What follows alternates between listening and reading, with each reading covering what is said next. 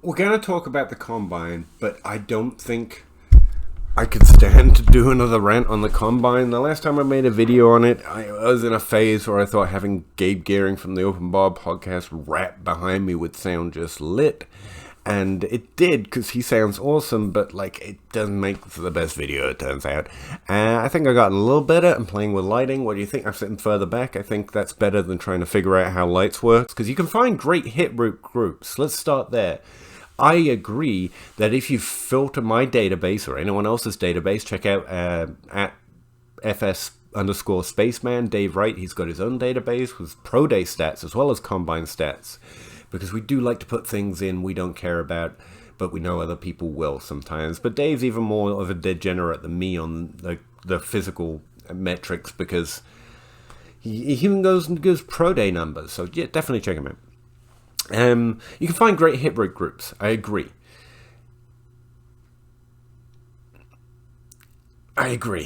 But I think there's literally no causation in combine numbers or physical metrics or athletic ability. Why? Yeah, let's start there. This is the combine tab in my database, okay? I know it's already too nerdy for you to care, but I'm going to reference it, and I get to be on a small screen for a while, and I hate the big screen, so this is where we're at. Why don't I like those hit rate groups? Because there's no causation? That doesn't mean anything, Pete. True. So here's basically what I know is going on with combine stats and athleticism metrics. Got several problems. One, yes, it's the underwear Olympics. None of the things they do at the combine directly reflect things they do on the field, no matter how many cones they run around.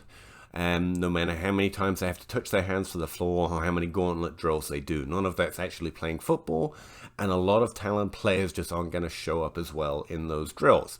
Now, does athleticism matter in athletics? Yes, absolutely. And if you look at a graph, for example, and you plotted the athletic ability of the population of America or the world, let's just do the world, you would find a high distribution of NFL players coming from the very tippy top of athleticism. Imagine the graph going left to right, and all the NFL players will be in the top right. But the minute you zoom into NFL players drafted or undrafted into the NFL, that trend line stops being a direct line from the bottom left to the top right, showing a direct correlation between how athletic they are in any particular metric, whether it's a 40 time or the height adjusted speed score or the weight adjusted speed score, and how well they do in the NFL. That line stops being a direct correlation line and starts being a plumb flat line, in that if you run a slow 40 or a fast 40, hang on, that would be the other way around, but yeah, imagine the graph how you choose, there is no correlation between the speed of the 40 time you run and how well you do in the NFL. Same with your BMI, same with your burst score and your freak score and everything else. It's not that they're not useful, let me be clear, because these describe their physical makeups, and obviously athleticism matters in athletics. Even when you zoom into the population of just players in the NFL, that direct correlation stops mattering, or stops being a direct correlation for how well they succeed in the NFL. There's still a direct connection to how they can play in the NFL. Does it more directly relate to how he has to play in the NFL? Absolutely. And as a quote-unquote numbers analyst, bunny rabbit ears is the only ways to say analyst, I'm sure they are, that's inherently important, because I don't do a lot of tape evaluation. I don't tell anyone, but I do watch football, so I do have some idea of how and where players play, even if, is that a beep? That's the first problem, that once you get down to the population, it tells you relatively little about how successful for fantasy a player is going to be, no matter which metric you want to look at. And I know you already but this number, I find it true for all of them. We're going to address that a little bit with this table, but yeah, If you just want to use things that make sense to you, and you can find a lot. MathBomb on Twitter, check him out. He's just fire during the combine. If you've heard of me, you've definitely heard of MathBomb, and he does awesome things with the combine. And he can show you where that you can find good hit rate groups and good expectations for players. Okay, so the average 40 time of a player drafted in the first 3 rounds is 4.46, which is phenomenally fast. Can we just admit that everyone that runs at the combine is a phenomenally good athlete? Like a 5 would be impressive by anyone's standard in a 40-yard dash, and we're like, you're in a 4.5. All right, but getting off topic there. I don't know how to turn the beep off because I didn't know it had a beep. There we go. Now, what I mean by disproportion, just by looking at the average, if a better 40 time made you more likely or made you better at playing in the NFL, then you would expect a disproportionate number of hits to happen in the group running a below average 40, right? And that's the same principle applied to every metric, because I know what you're thinking, John Ross. I mean, not everyone who runs a fast 40 is good because, yes, that's literally the point. But don't get ahead of me here. That's the core of my argument with the combine metrics and why the combine doesn't matter. Stop with the bunny rabbit is. And why the combine doesn't matter. And because they do not hit at a disproportionately higher rate when just looking at the average. And the fact that you can create good hit rate groups by filtering by 40 and then filtering by height and weight or BMI is essentially looking for what I consider to be fairly false signal. It's signal that is true in previous examples because you're filtering through already pre-established and known numbers, but then when you try to apply it to a new group of players that aren't already in that sample, it no longer applies. That's what a lack of correlation means. That means you could create a model that perfectly predicts, you actually can, who is going to score more fantasy points over the first 3 years than anyone else. You can literally get a model that creates it perfectly. The only problem is the minute you try to apply it to a new class, it will do nothing because the way to create that model is to tell it exactly who scored more points. It had this 40 time and this height and they were drafted in this round or this round, and you can actually get pretty good to a perfect correlation. But the thing is, you've added a lot of things in there that had no causation for them actually performing well, and that means that you introduce an out of sample group or a new draft year, it's gonna do terribly at predicting who scores better and worse. This actually, if you're creating a model, breaks down into a stat. The first stat you should look at is called a P score, or probability rating of how likely that stat is for actually having causation or explaining the relationship between the stats that you're using and the stats you're trying to predict with a simple multilinear regression model like I use. Now, I'm not going to tell you math is math because I barely understand the math I just described. But I can tell you that also fits with my personal experience of trying to evaluate players. And this is my simple way of explaining what I have found to be true and why stats like that go off the charts in a way that I think actually has practical implications, and you can just look at it and go, okay, that actually makes coherent sense. That's common sense instead of, all this mathy stuff that I'm pretty sure you don't even understand, Pahowdy, and you'd probably be right. So let's just look at something we actually both understand. If running a faster 40 made you more likely to be better in the NFL, or made you better at playing football, then players running below the average would hit at a lower rate than players running above the average, or rather, in the case of the 40, players running below the average 40 time would hit at a higher rate disproportionately, that's where that word was coming from, than players running a higher 40 or a slower 40 time, right? Because it makes you more likely and makes you better at playing football at the NFL because there's such extreme lengths of cornerback, for example, athleticism in the NFL. That's true. But it's not true when you look at the examples. Let me get my fat head out the way here somehow. I've probably got a... Yeah, here we go. I can switch to the other side. Okay. editing Pete here. So what follows is about a 20-minute rant of me talking about this table over here, not realizing that when I originally set up this screen here, where my big fat head is on the left for you, I think, so you can see more of the table, that I had set up a background theme song to play while I was streaming, and it completely drowned out every word I said. So, to summarize, go look at the table yourself. But here it is in brief. Essentially, let's just look at the 40 times, who are looking at a lot. Players drafted into the NFL in the first 3 rounds before 2019, running a 4.46 or faster, were 107. Running over that time in the first 3 rounds, we got 109 players. So it's actually a fairly equal group, which is nice. It's not disproportionate. Hey, there we go. And what happened was 35% of the players drafted with a fast 40 hit at least one top 24 season, and 43% with a bad or above average 40 hit a top 24 season. And that's a similar disproportion when we look at top 12 and top 5 rates. Now, you can also see there's a slightly large disproportion in the 40 time when you look at overall top 5 seasons. But by the time we get there, we're looking at such a small group of 13 and 16 players that 2% matters as relatively little compared to the top 24 and the top 12 group. And this is a thing that's consistent, especially for wide receiver, throughout all the combine metrics. And it's also true with some of the more complex ones that we've got that we track, like height adjusted speed score and weight adjusted speed score. There are some disproportions here and there. In fact, with height adjusted speed score, it's almost identical, even when the sample group remains relatively stable. Weight adjusted speed score does slightly better, but the percentages are never significant enough. They account for a significantly greater number of players. These percentages can look higher and lower, which is what I'm about to look at after I switch my fat, stupid head over to the other side of the screen and you can hear me again, how these percentages actually equate into a very small number of players over a very large sample size.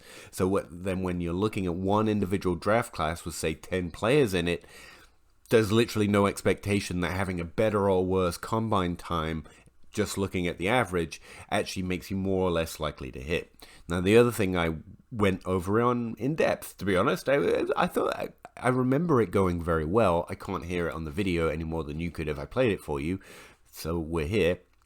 Is that I did a similar thing for running back, but I pointed out that the disproportional hit rates are slightly greater, but the percentage rates still aren't significant enough that they actually account for even whole players in a 10-player sample size, so an individual draft, but there is slightly more sign to it.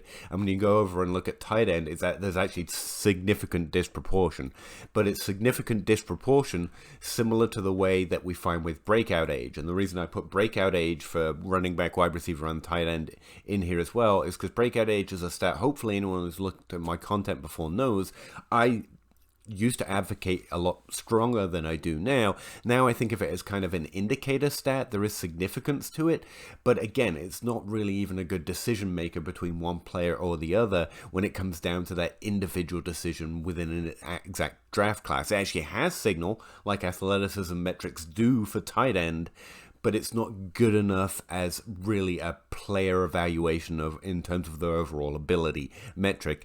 And what I'm about to look at you, instead of just looking at these outright hit groups, which again, you can go to the database and look at any time you want, I'm about to show you what this breaks down to. So if you remove one number from the other and just look at the actual difference, instead of trying to figure out in your head what's the difference between 36 and 22, what's the difference between 21 and 29. And so it's just a table that's already done that calculation, so you can clearly see the differences line by line, metric by metric, position by position. And that's what we're going into. Yeah, sorry. Hope this little interlude was fun. So it has great utility, but the stat doesn't tell you about whether they're more or less likely to hit in the NFL. That's why I say the combine's essentially useless from my perspective, outside of a description of how they might fit, and I've got a few examples of that from the 2022 class. Now, this is true across all of them. What you will notice, and this is why it comes up a lot is that this last column over here is about tight ends. You see where my little mouse cursor is clicking around. You see that when we get to 40 time, it gets to 12% with a 40 time. Again, that's not even at the 14% rate, which I'd say admittedly sucks for breakout age. But it's the highest and it's the closest we've seen so far, right? And when we get to the 3 cone, there's a 13% minus rate, which technically means that if they have a worse or above average 3 cone time, they're more likely to hit. But it is closer to disproportion, and it is almost always at the tight end position. Here's what good disproportion rates look like. It's not even breakout age. These disproportion rates are twice what breakout age is. So at the tight end position, players that have an above average or positive height adjusted or weight adjusted speed score are like 28 or 26% disproportional hit rates in the good and the bad group at the tight end position. You'll notice that the running back and wide receiver over here, yeah, they hit at about the same rate. Running back a little bit less so for the weight adjusted speed score, but it's still below that 14%. Honestly, unless you're getting close to this 28, 26, this 30% threshold, that means 3 out of every 10 player sample will hit at a disproportional rate to those with poor scores in that particular athleticism metric. And that's the level of disproportion, 3 out of 10, to translate it into practical numbers. And for a single individual draft class, that's significant to me. That's why we say, you know, I will constantly say, yeah, a tight end has to be athletic to sub-levels. And the fact that it's weight-adjusted and height-adjusted speed score is a great indication, also a great lead into the fact that size-adjusted athleticism metrics really do matter for the tight end position. So at this year's combine, we've got players like, is this my actual, I have to actually flick over to the static one to do that. Yeah. In this draft class, Jaleel Woods, I think is his name. So far, based on the numbers I've seen and from the reaction I saw on Twitter, as if that's an official source, Jaleel Woods is kind of popping off the chart. He's got a 28 BMI, 153 pounds, over 6 foot, over all the athleticism metrics we want to see. However, he was a terrible producer in college, and having looked into his profile a little bit after having seen those athleticism metrics, because it matters enough that I'm definitely going to go check out any tight end that tests well at the combine is actually fairly interesting. But if you're athletic and unproductive, I don't think that's the best way of drafting tight ends. And David Njoku, who I use as an example for why it sucks, was both, by the way. We hit even when we listen, we miss sometimes even when we listen to the best signal. So Jaleel Woods here is measuring so far from the few stats that I've seen from the combine in 2022 as the closest Calvin Johnson at the tight end position, and also the closest to hits, because I've got this comparison to hits and this Gronk scale. That's kind of my meme of combined stats, but you know, I think it's honestly what we're looking for, who is closest to the iconic member of that particular positional group. Jaleel Woods is 2% away across combined stats from Rob Gronkowski in terms of height, weight, 40 time, and so on and so forth, and that's probably going to measure as the best player in this class in terms of his overall athleticism. And honestly, yeah, he's an incredibly physical freak, and in a nice way, and I believe that person can do something in the NFL. However, draft capital notwithstanding, he didn't show an ability to create a large role and produce on the role that he did and create for himself in college. And so I think that is what's more likely to transfer over into the NFL. That's not to say that athleticism isn't important, but I wouldn't move him into my top 3. Maybe it's tight end in a rookie class. I haven't ranked him yet, but I really don't think the athleticism outweighs the fact that he was a fairly poor producer in college, because even good producers in college with better athleticism metrics can fail in the NFL. The draft could affect that a lot, but I will consider it when it comes to the tight end position, because, again, there is a disproportion in the rate that tight ends hit when you consider size-adjusted athleticism metrics, and that is just not true when you look at other positions. Now, one way I wanted to frame this in a shorter video, hopefully this is going to work out to be for the wide receiver class this year, is actually David Bell, who ran a terrible 40 time, but players don't hit a disproportional rate if they run a slow 40 time, so I don't care. But I'm high, and I like. I'm high. Both David Bell and George Pickens, and their statistics measure relatively similarly. The reason I have David Bell, I think, as a wide receiver 5 pre-draft, and you can check my ranks in the database. I don't change them after I finalize my rankings for the class until after the draft. And George Pickens was that David Bell was coming from a conference, the Big Ten West, with a much lower drafted rate.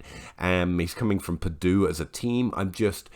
I'm worried that the NFL is not going to provide him an easy path to opportunity, and that affects his likelihood of his success. In fact, the best way of explaining how I value the combine is the way Travis May says on Twitter every year, which is the combine matters as much as it affects a player's draft stock. At running back and wide receiver, I think that's the best we can do. In the same way that the Senior Bowl really matters for these players, and so does a combine, by the way. It matters for the NFL, it matters for the players, but from our perspective, it is mostly accounted, in fact, it is entirely accounted for by their draft capital. Now, occasionally, a great athlete or a great producer in college can fall in the draft, like Stephon Diggs, like Keenan Allen, and so we should look for inefficiencies in the NFL market.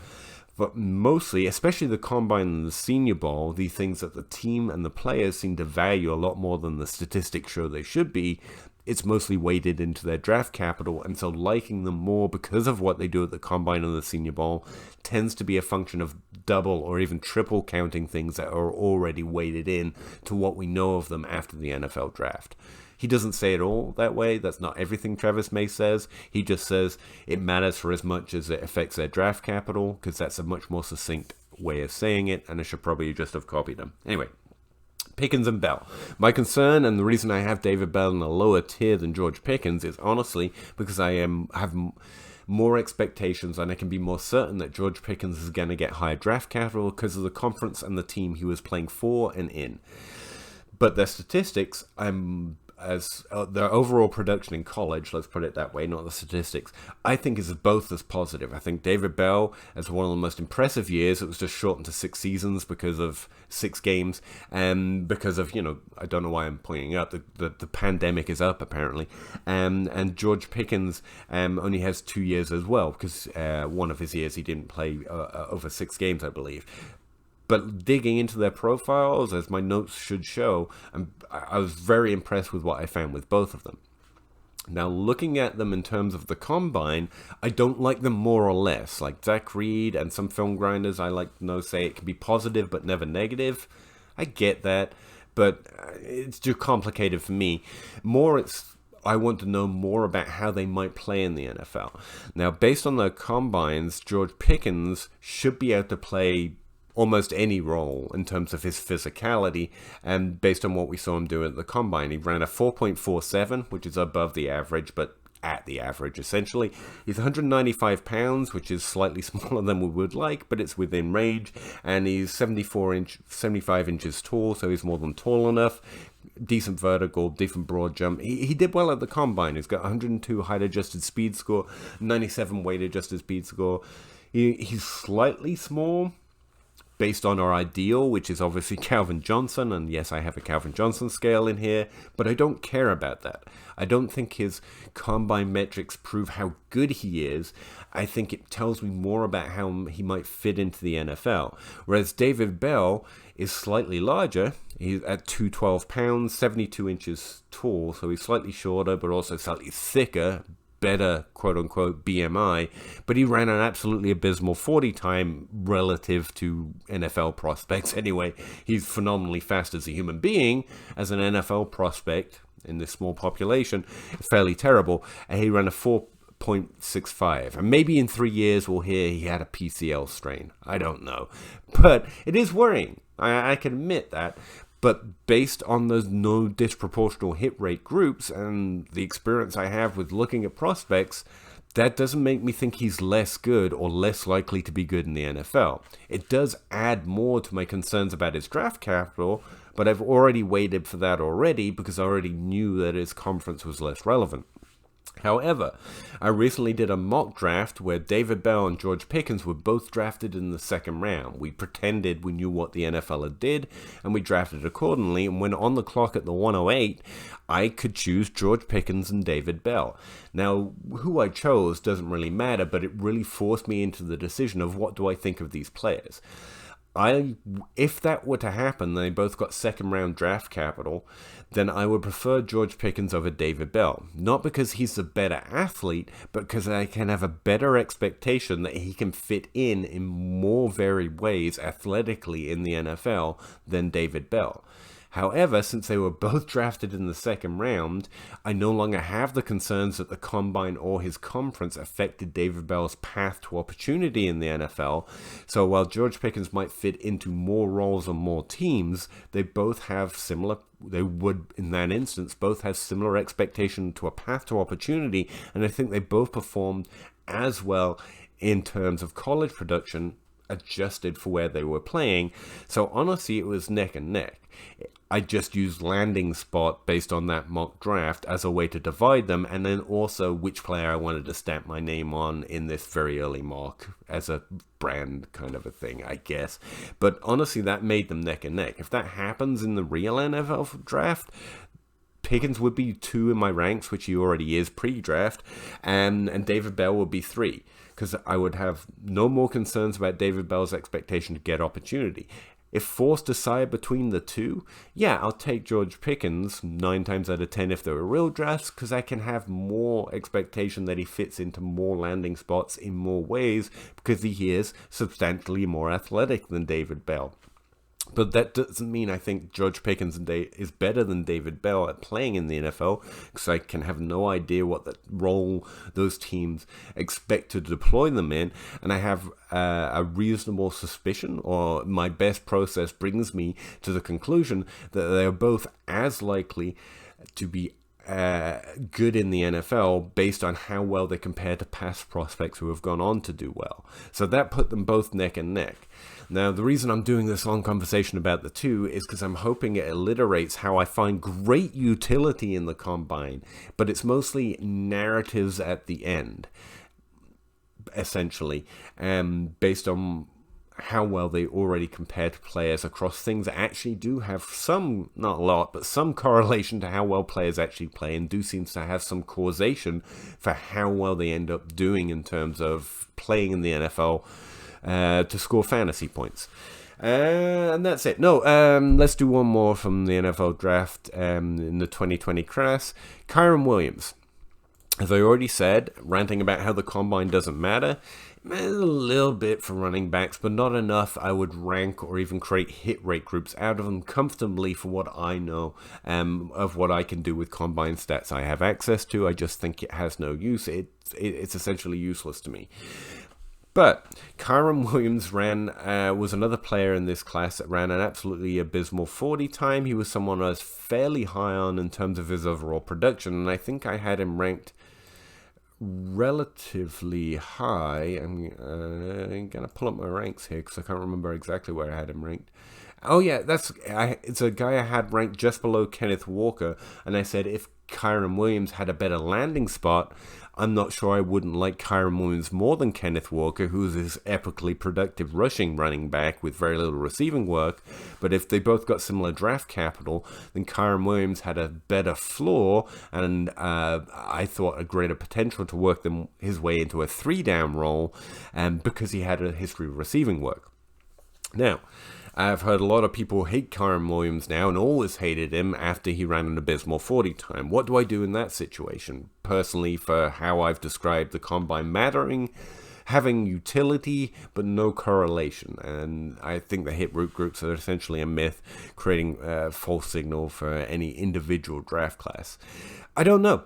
I don't know where I'm going to end up in Kyren Williams because I'm going to wait to see how the NFL adjusts to it. Now, obviously, I'm not going to know where Kyren Williams would have been drafted if he ran a good 40 time, but I do have a reasonable expectation based on looking at a history of the Combine and the NFL's tendencies that he is going to be lower drafted than he would have been if he ran a sub 4.5 or even a sub 4.6, to be honest with you. I can't find him, so I'm not going to keep scrolling over here. But the good thing for me is I know it's mostly going to be weighted into his draft capital.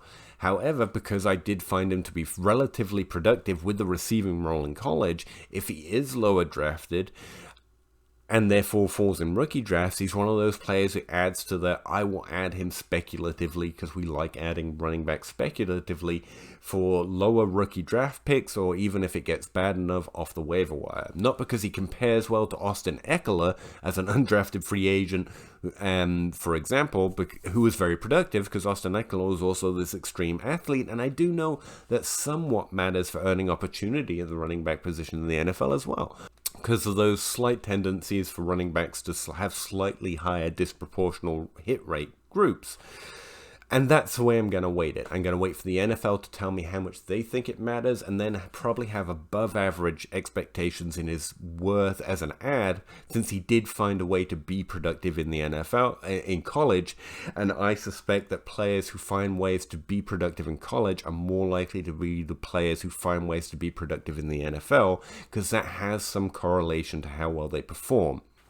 It's not that his 40 time doesn't matter, or that the combine doesn't matter, because it really matters for the NFL and these players and their draft stock. It's mostly that is already accounted for and where they get drafted. And the best things I can find to tell me how likely they are to find a way to be productive in the roles they could possibly earn in the NFL is how productive they were, not how they measured at the combine. Yeah, I think that's fair and balanced. I think that's a fairly good summation of why the other rants I've had about the combine not mattering, or stuff like that. I think that gets to all the major points. Let me know if it makes sense or if you have other questions. It's not like those hit it, and I have said and will continue to say this, if you have a process that's working for you and you can find the logic in it and you like just drafting uber athletic players, I'm not going to dissuade you. If you're finding success with your own process and the combine is really important to how you value players, I'm not saying you're wrong and you're stupid and athleticism doesn't matter. I'm saying I'm trying to explain the reasons I undervalue perhaps and almost no value the combine, because I think the value it has into suggesting who is going to be more or less successful for fantasy in the NFL is already more than weighted in by the combine. And so anything that I could by draft capital, anything I could do with it is probably gonna either double or triple count something that's already accounted for. Why would you stop doing something that works? But I would, we go over your process. Maybe you'll find something that I'm missing and you can let me know about it and I can add it in and finally get some utility out of it. Or maybe you'll find some of what's worked for you has been luck. I found that a lot with parts of my process I've literally just discarded. Breakout age, like I was discussing at the start of this video, that's one. I was leaning way too heavily on breakout age and I was essentially getting lucky sometimes when I was getting it right. I honestly believe that now, and that's why I strongly transitioned to age-adjusted production, and even looking at that with, the eye to there's a lot of false positive and false negatives in terms of pass to opportunity in the NFL, because the players that get undrafted in the NFL represent such a filtered group, such a uniquely qualified person to even get into that position as an undrafted free agent in the NFL to play football. They're uniquely qualified to actually do things in that situation. Comments below, hit me up on Twitter at Pahowdy. Maybe go post a comment on Patreon. Patreon's lit right now. No, actually, the Discord's really fun. We've actually had a lot of people. Normally in the off season, I see a lot of people delete, and I understand that. You're not playing fantasy football right now. Why would I need to support you? And that's always perfectly cool with me. But we actually had a lot of people this off season re-upping, doubling down, or even increasing. And not that I'm saying you should go and do that, but I just wanted to say, anyone who's done that, I really appreciate that, especially right now when support tends to dwindle. That kind of thing really means a lot to me all the time, but right now it's especially helpful and encouraging, so I really appreciate that. And I'm gonna get out of here. 2 videos in one night. Look at me be productive. Thanks very much, and talk to you again next time.